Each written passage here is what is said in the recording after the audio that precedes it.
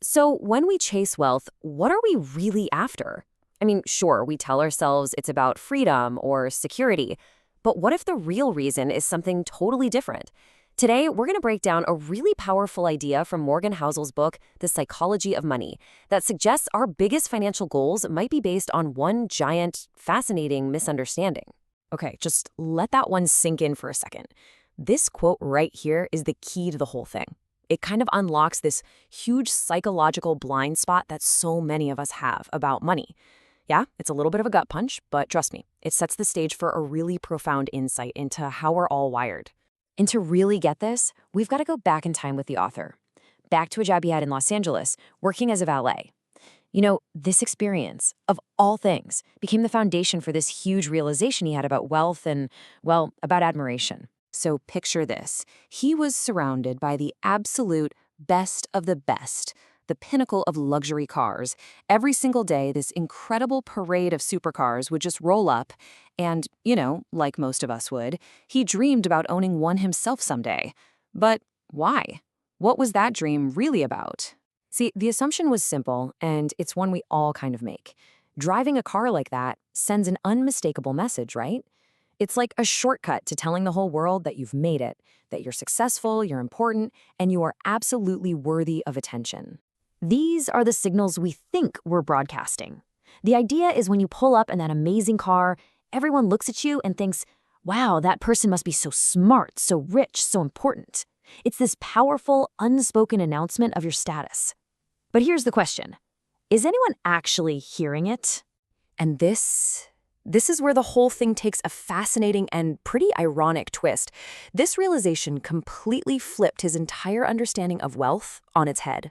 I mean, really think about that for a second.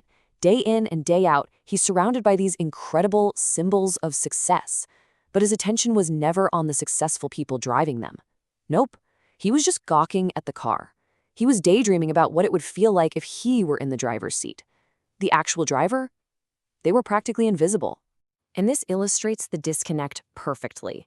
The person driving the car thinks it's a spotlight on them, but the onlooker, the valet, they're using that car as a mirror for their own desires.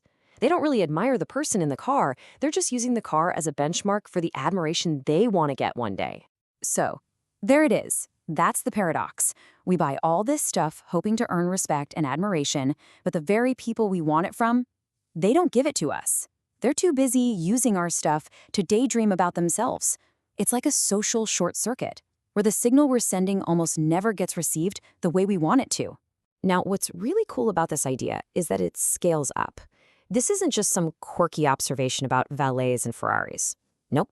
This is a fundamental truth about our relationship with, well, with all of our stuff.